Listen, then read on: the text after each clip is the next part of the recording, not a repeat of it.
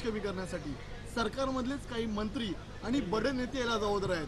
त्यांचा नेमका रोग कुणावरती आहे? नाही, याच्यामध्ये त्यांनी त्यांचं व्यक्तिगत मत मांडलं असेल, व्यक्तिगत मत मांडलं असेल। देवेंद्रजींची भावना आहे, त्यांची भावना त्यांनी व्यक्त केली आणि शेवटी राज्याचे नेते म्हणून कुठल्या गोष्टीचा पराभव झाला तर त्यांना तर वाईट वाटणारच आहे की एवढं महाराष्ट्रामध्ये त्यांनी काम केलं आहे, मुख्यमंत्री म्हणून काम केलं आहे, उपमुख्यमंत्री म्हणून जीवाचं रान करतात आहे, लहान लहान गोष्टीसाठी ते सेन्सिटिव्ह आहेत।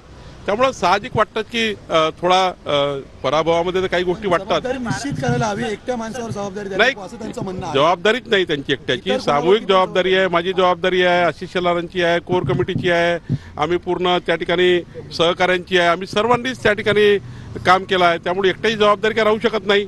शेवटी नेता आहे, नेत्याला असं वाटतं की माझी जबाबदारी आहे। पण मी तुम्हाला एक वारंवार सांगतो, आता याच्यामध्ये खूप प्रतिप्रश्न नको, क्लॅरिटी असावी।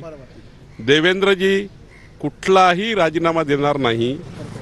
देवेंद्रजी सरकारमध्ये राहूनही संपूर्ण महाराष्ट्राच्या बूथपर्यंत गावापर्यंत पोहोचतील आणि पुन्हा एकदा मागच्यापेक्षा जास्त आमदार घेऊन महायुतीचं सरकार येईल याकरता देवेंद्रजी काम करतील, हे स्पष्टपणे आहे।